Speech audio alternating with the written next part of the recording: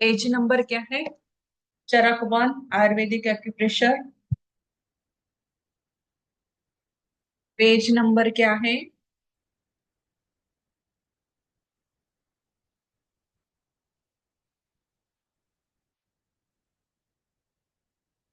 पृथ्वी। पृथ्वी हो गया था ना हमारा, वाटर एलिमेंट हो गया। पृथ्वी चल रहा एलिमेंट। था मैम, पृथ्वी चल रहा था। पेज नंबर कहाँ तक हुआ था? मैम आपसे अभी बता दूं।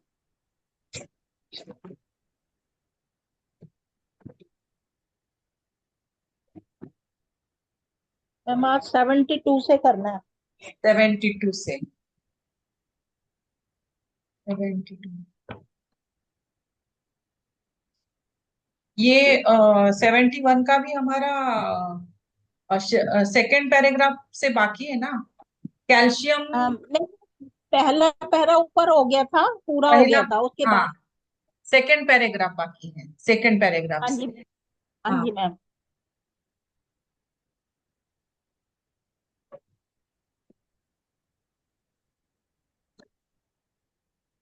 मैम दो ट्रीटमेंट एक साथ कर सकते हैं, जैसे आयुर्वेद का भी और टीसीएम का भी। हाँ हाँ, कर सकते हैं ना। ओके दोनों मैम, ट्रीटमेंट कर सकते क्योंकि हैं। फिर वो मुझे थोड़ा लगाते हैं कंफ्यूज। ना। आयुर्वेद की भी लगाते हैं और आपने टीसीएम के पॉइंट्स भी लगाते हैं ना। दोनों करते ओके हैं। मैम। हम ओके कलर मैम। करस्पॉन्डेंस पे कर सकते हैं। करस्पॉन्डेंस पे तो हम लगाते ही है ना, टीसीएम के पॉइंट्स। हाँ जी मैम। एक और कंफ्यूजन था मैम आपका। हाँ, पूछिए मैम, पूछिए।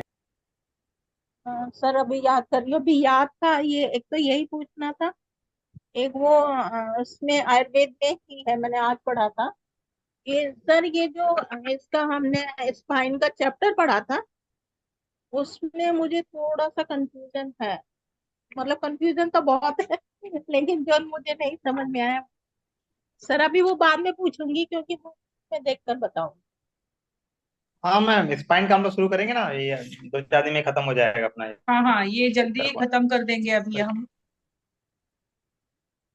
अभी पृथ्वी महाभूत में शरीर में पार्थिव के विशिष्ट गुणों में हम पार्थिव द्रव्य के रूप में शरीर में विद्यमान अस्थि में देखें तो अन्य धातुओं रक्त, रस, मांस, मेद, मज्जा, शुक्र आदि की तुलना में पार्थिव के समस्त विशिष्ट गुण, भारीपन, खरता, स्निग्धता, जड़त्व, सांद्रता एवं स्थूलता सभी समवेत रूप में इसमें परिलक्षित होते हैं।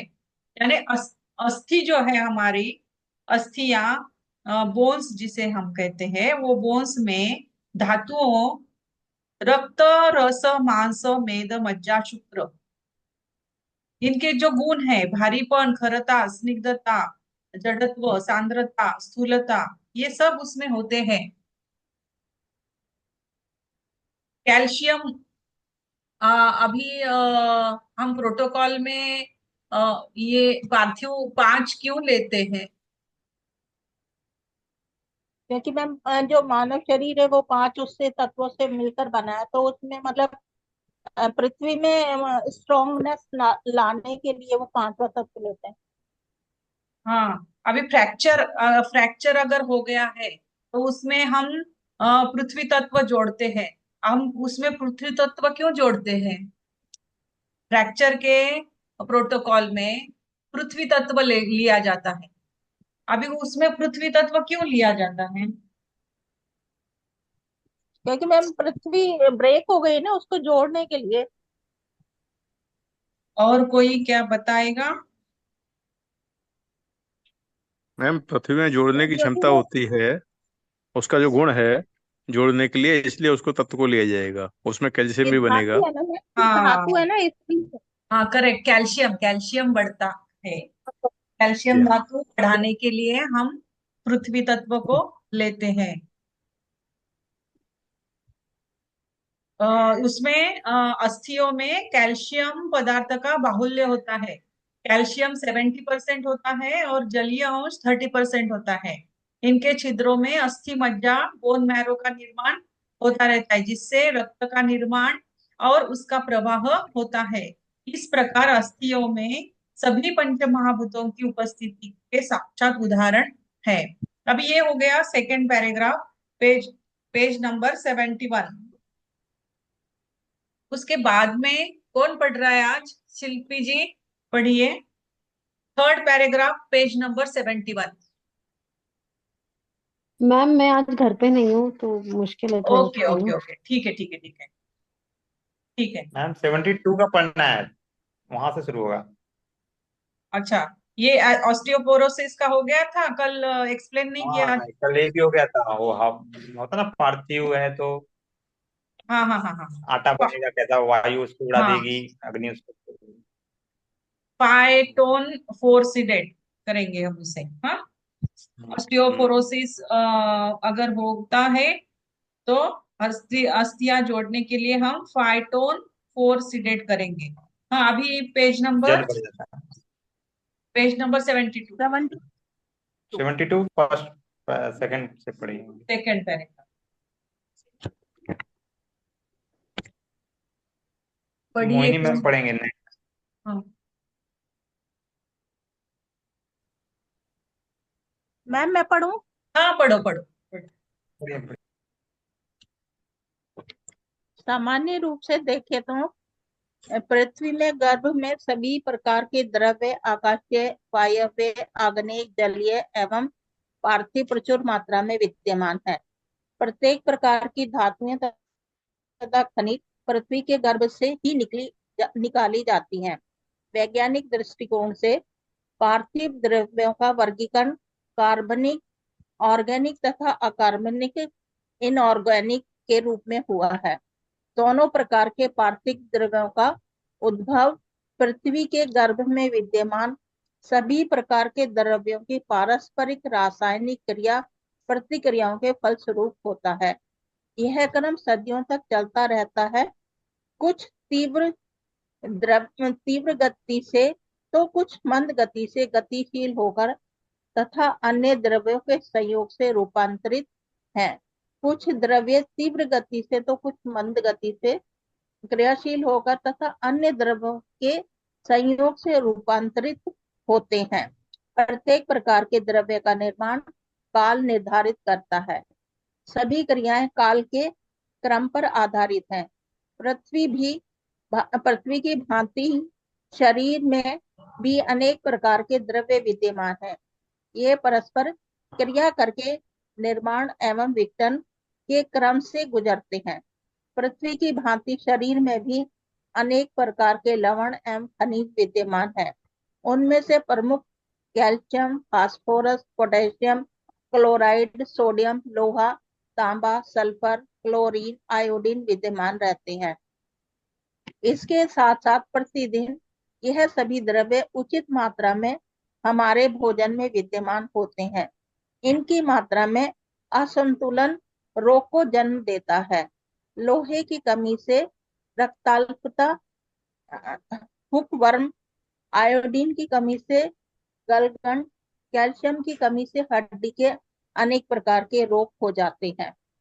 जितने भी खाद्यान्न अथवा शाक सब्जियां हैं वे सभी पार्थिव हैं, किंतु पार्थिव होते हुए भी किसी में वायवीय, किसी में आकाशीय, किसी में आग्नेय और किसी में जलीय अंश की प्रधानता होती है।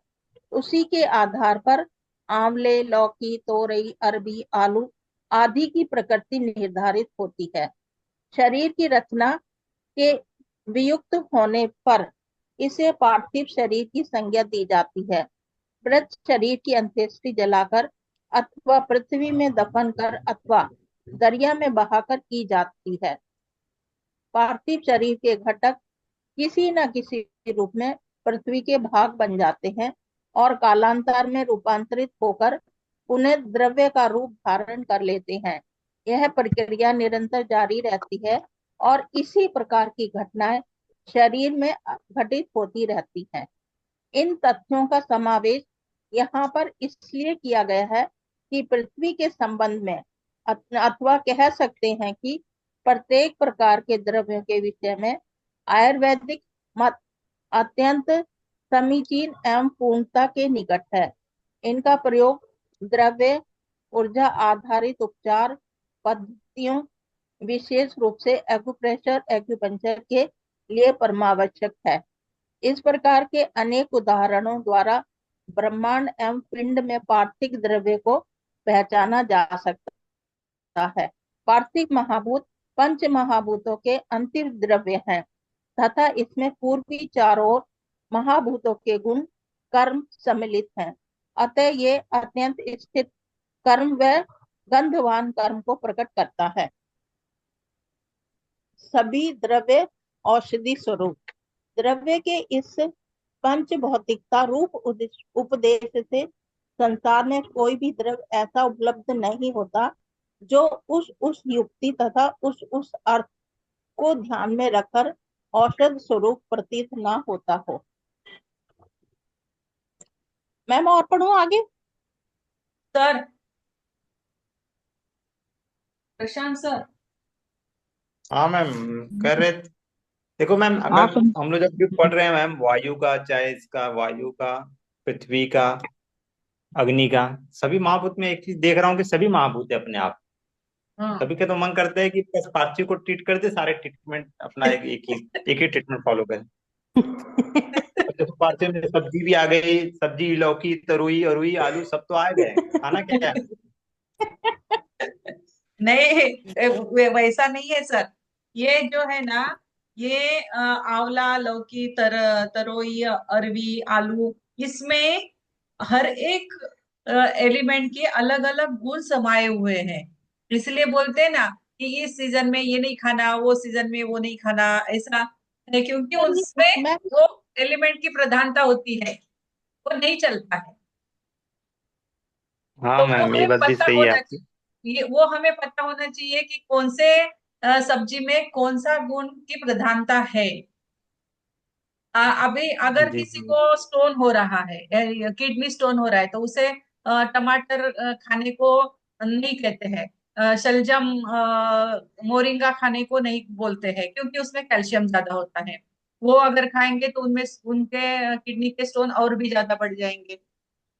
अ, उसमें ये एलिमेंट ज्यादा बढ़ जाएगा ना, कैल्शियम, पृथ्वी तत्व, तो स्टोन और देखो भी बढ़ पोटेशियम, जाएंगे। एसिडिटी। पोटेशियम क्लोराइड, सोडियम, हाँ। लोहा सब तो है मैम।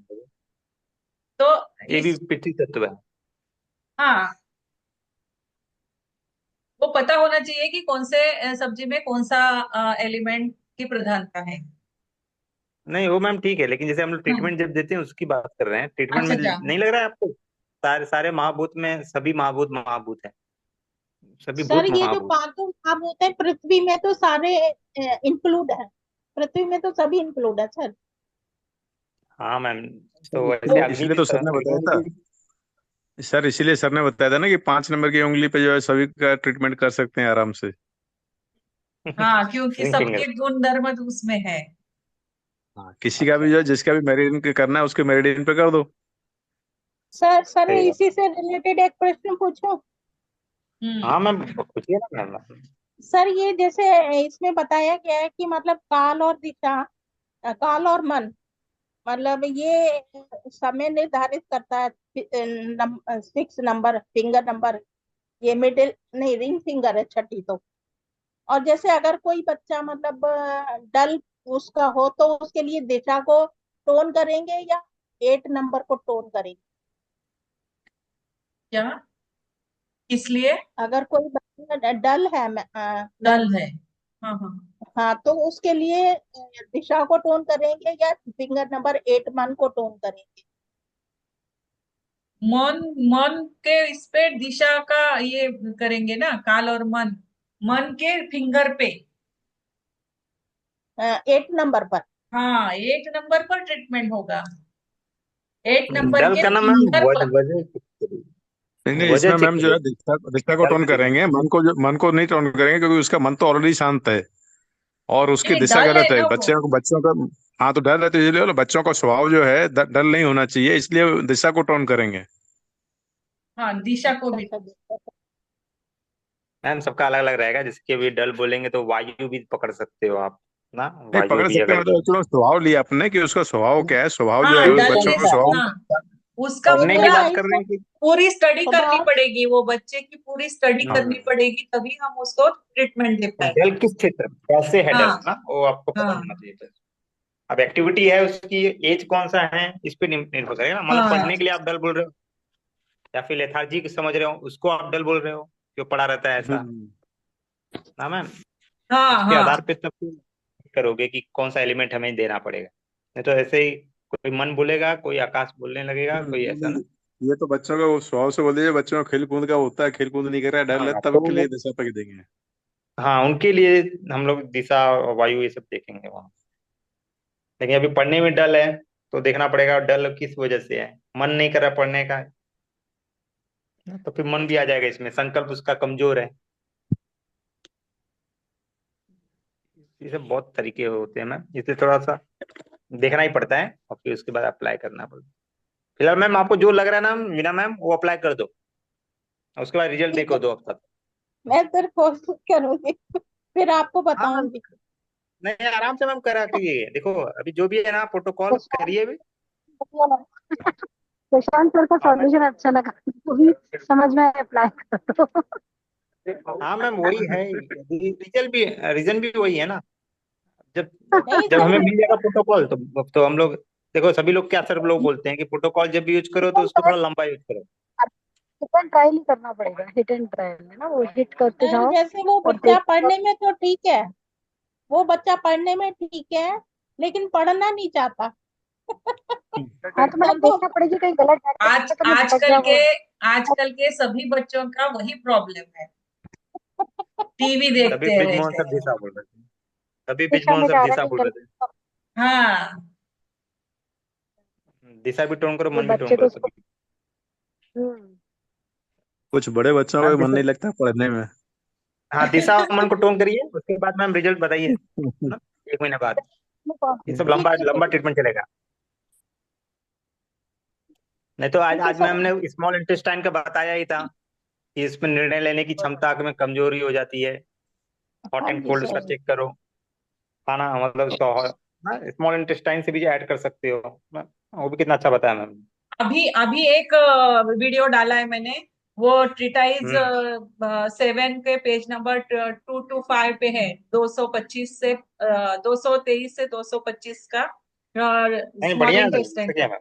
ये वो छोटा छोटा डाला है, वीडियो वो डाल। जरूर सब सब लोग वीडियो देखो।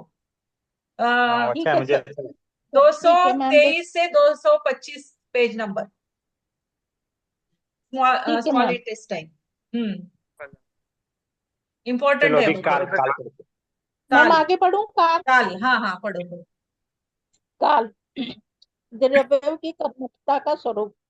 केवल द्रव्य अपने गुणों के प्रभाव से ही कार्मुक नहीं होते हैं, अपितु द्रव्य के अपने प्रभाव से, गुण के प्रभाव से और द्रव्य तथा गुण दोनों के प्रभाव से उस समय में उस अधिकरण को प्राप्त कर उस युक्ति और उस अर्थ के अनुसार जो कार्य करते हैं उसे कर्म कहते हैं।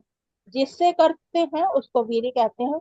जहाँ अपना प्रभाव दिखलाते हैं वह अधिकरण उसके कर्म का क्षेत्र है। जब कार्य करते हैं वह काल है। जिस प्रकार से करते हैं वह उपाय है, और जिस कार्य को सिद्ध करते हैं वह फल है।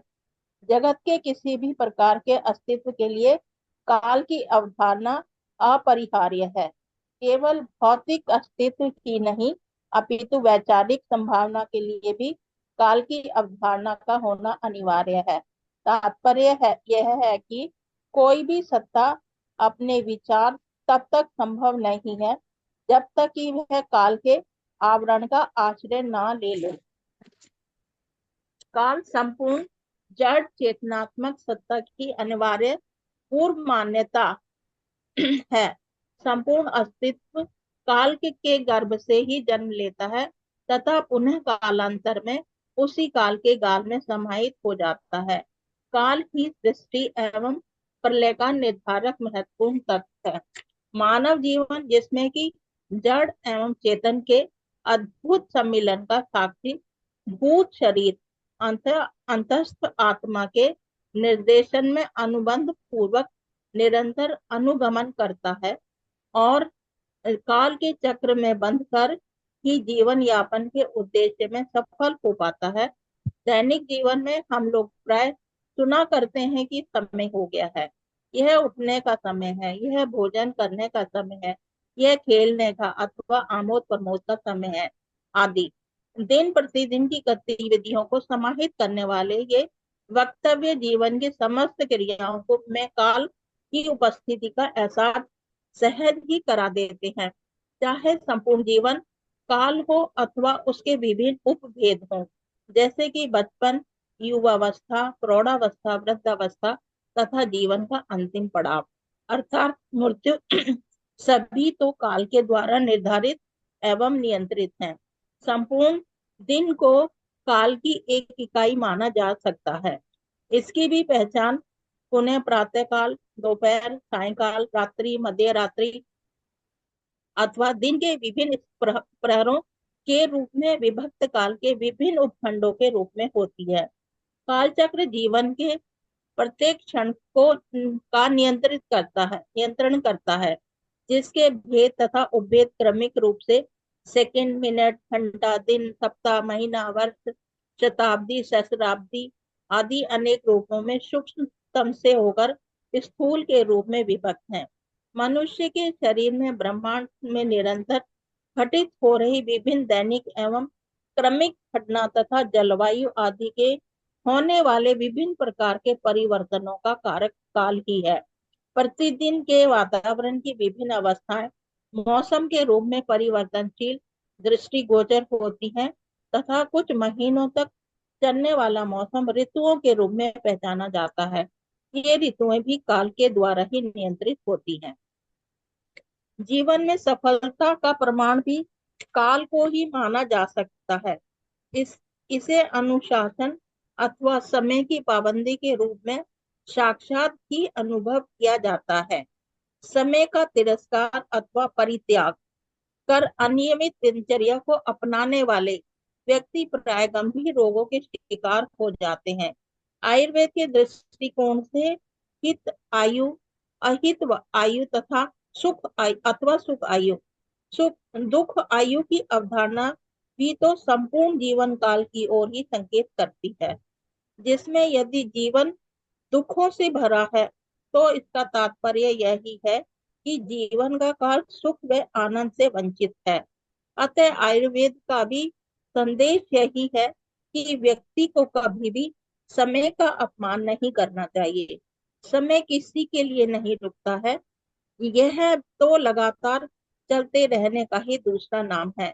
यदि समय चला गया तो चाहे जितना भी प्रयत्न व्यक्ति कर ले, कार्य ठीक ढंग से संपन्न नहीं हो सकेगा।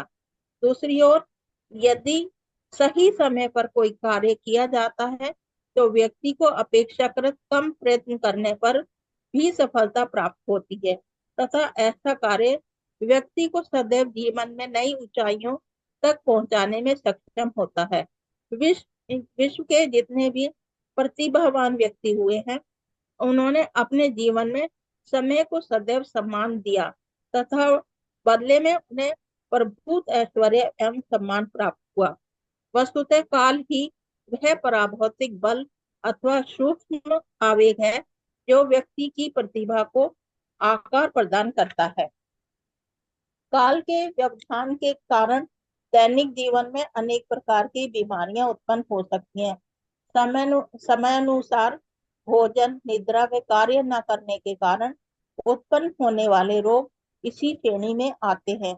यदि हम समय पर भोजन न लें तो पाचन ठीक से नहीं होगा, जिसके परिणाम स्वरूप शरीर से ऊतक ठीक से नहीं बन पाएंगे तथा अनेक प्रकार के रोगों का क्रमिक रूप से विकास होने लगेगा। इसी प्रकार काल का प्रभाव निद्रा पर भी पड़ता है। यदि हम समय पर नहीं सोते अथवा संपूर्ण निद्रा नहीं लेते तो कालांतर में अनिद्रा रोग से ग्रसित हो जाते हैं। संपूर्ण निद्रा से तात्पर्य विभिन्न आयु वर्ग के लिए निर्धारित निद्रा काल में की अवधि से है। बाल्यावस्था में प्रतिदिन 10 से 12 घंटे, युवावस्था में 8 घंटे, तथा वृद्धावस्था में 6 से 7 घंटे का निद्रा काल संपूर्ण निद्रा के लिए निर्धारित वह अवधि है जिसका पालन प्रत्येक व्यक्ति को करना चाहिए। अन्यथा अन्यथा अनिद्रा रोग से ग्रसित होने पर अन्य बीमारियों का आगमन असंभावी है।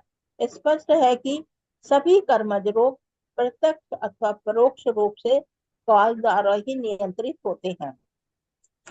पर और अपर काल द्वारा ही निर्धारित होते हैं।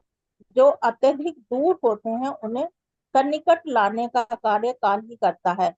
काल ही मित्रता बढ़ाता है, विषमता और गलतफहमियों को काल ही दूर करता है। काल ही घावों को भरता है। काल ही सबसे समीप व निकटतम को सबसे दूरस्थ बना देता है। स्पष्ट है कि पर और अपर दोनों ही सामान्य रूप से काल की ऊर्जा पर आधारित है। मिलना एवं बिछोड़ना दो प्रक्रियाएं हैं। मिलना सुख पूर्वक हो सकता है तथा बिछोड़ना दुख का कारण हो सकता है। आकार के मिलना चाहे वह पिता पुत्र भाई बंधु किसी भी रूप में हो और पुनः अंतिम यात्रा के चरण में पृथक होकर प्रस्थान करना, यह इस जगत का सतत गतिशील प्रक्रिया का एक अंग है। इस प्रक्रिया में शरीर तो यही रह जाता है, पृथक तो केवल आत्मा ही होता है। प्रश्न है कि आत्मा को शरीर से अलग कौन करता है। प्राय लोग कहते हैं कि उसका समय आ गया है, वह चला गया, अर्थात समय आने पर 5 तत्वों से मिलकर बने इस पंच महाभौतिक शरीर से आत्मा अलग हो गई तथा अपनी क्रियाशीलता के आधार पर 5 तत्व रूपांतरित होकर पुनः पंच तत्व में विलीन हो गए। शरीर के प्रतिमान स्वरूप आत्मा के रूप में काल ही जीवित थोड़ा रहता है। सा समझा तो दे, पहले ये वाला पिछला क्या सब हुआ? पढ़ना तो मैडम को समझ ही नहीं आएगा कुछ भी। मैम इसमें यही बता रहे हैं कि ये सब कुछ जो कुछ भी चल रहा है दैनिक जीवन में, वो उससे जो भी संबंधित है आयुर्वेद के हिसाब से कि आपको हर कार्य समय पर करना चाहिए। जैसे हर चीज का समय निश्चित किया गया है, खाने का, सोने का, और उसके उस हिसाब से मतलब बच्चे बड़े और बूढ़ों के लिए समय निश्चित किया गया है। और उसमें पर अपर में ये बताया गया है कि सन्निकट मतलब उनकी कुछ ऐसे तत्व हैं जो आपको पास लाते हैं और कुछ ऐसे तत्व हैं जो आपको जिसमें बिछुड़ना आवश्यक है। बिछुड़ने में बताया गया है कि जैसे शरीर से आत्मा अलग होती है। पर ये नियर और फार हो गया, दूर और निकट हो पर गया। पर मतलब मैम दूर, अपर माने बिल्कुल अलग नजदीक, चला गया। पास पास। पास पास, अपर यानी पास, अपर यानी दूर। पर माने पास, पर अपर माने दूर मैम। हम्म अपर तो दूर हो गया ना, पर पास हो गया। अपर पर किसका है? तम का है ना? हाँ तम हमें पास लाता है। हाँ, एक पर मिनट, तो पास ही है, पर पास ही है। पर पास है। अच्छा, सर देख रही हूँ मैं भी अभी। अभी इंग्लिश हमने, में नहीं देख कल लीजिए ना। कल ही पढ़ रहे थे ना। पर देखो, माँ हाँ, पुत्र का पति अपर है। पत्नी अपर होते हैं। हाँ, कल ही पढ़ रहे थे ना। कल ही पढ़ा अपर ना माने हमने, पास। अपर यानी पास। देखो अभी काल भी अपर में इसका, और जल का भी अपर पर में रोल है। ठीक है, अगर हम लोग को एक दूसरे को दूर करना है तो बस हम लोग जल तत्व को घटाना शुरू करो। लीना मैम हमसे दूर हो जाएंगी, प्रजीत मैम दूर हो जाएंगी ना, सब लोग एक दूसरे से दूर हो जाएंगे। हम ट्राई करें और उसके शुरू। करिए सर करिए। सर मेरे तो गले में ही फंस गया नहीं दूर होने की बात। नहीं, जैसे मैम एग्जाम्पल है, ये सब ट्राई कर रहेंगे तभी समझ में आएगा ना। मैं मालूम है मुझे क्या करना है।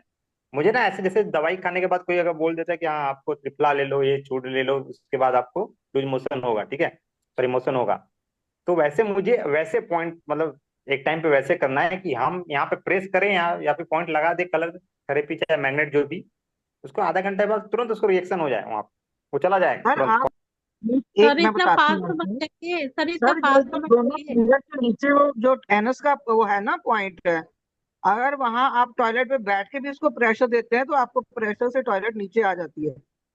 GV1 नहीं सर, हाँ GV1 समझ लो, वही वाला पॉइंट है जहाँ एनएस का वही पॉइंट एनएस की आता तरफ है। है।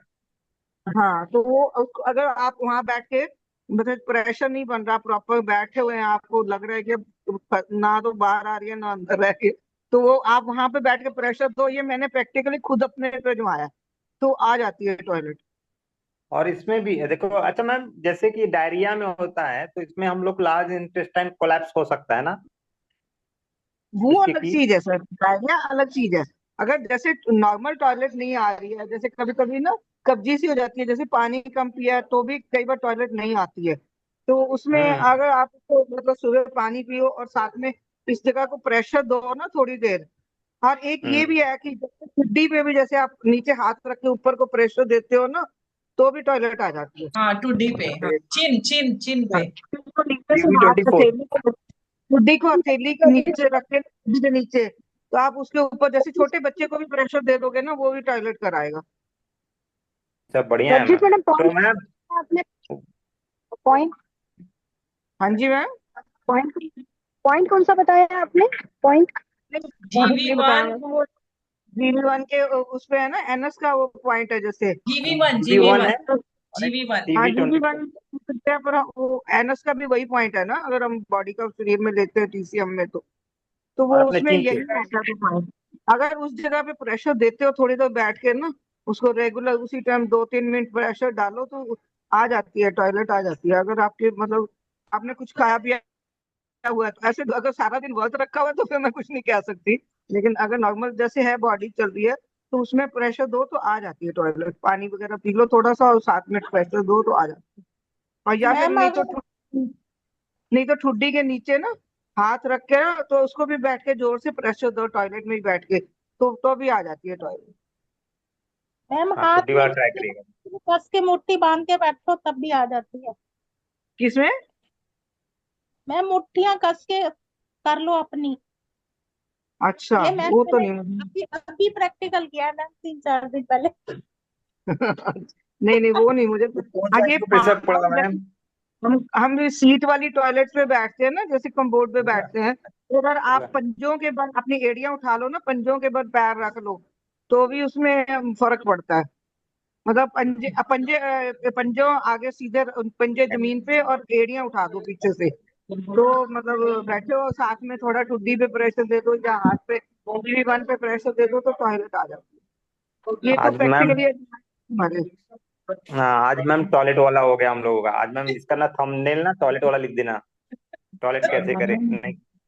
नहीं नहीं, वो भी जरूरी है सर। अगर वो नहीं, मोशन नहीं प्रॉपर होता तो बंदा फिर बीमार हो जाता है। अरे मैम है, जरूरी सब है मैम, और ऑब्स्ट्रक्शन हो जाएगा ना, सब रुकावट आ जाएंगी। और मैम हाँ अच्छा तो वो चलो ठीक है, आज कौन बताएगा आज? चलो कल तो प्रभजीत मैम ने बहुत बढ़िया बताया था। इसमें बताओ कि मेरिडियन अपने आयुर्वेद में कितने हैं? 3 मेरेडियन। आयुर्वेद में मेरिडियंस कितने हैं? सर इसमें तो तत्व है 12-10 है sir. Meridians. Meridians, meridians ma'am, total बताइए कितना है, कैसे है? मेरेडियन सर तो वही देखो, 12 सर मेरे ये हिसाब से। फिंगर है ये। नहीं हमने आयुर्वेद में डी मैम, आयुर्वेद की बात कर रहा हूँ। आयुर्वेद। तो मेरेडियन को ना चलो, शिल्पी मैम 10 बता रही हैं अभी, देखो और कोई बताएगा? 3।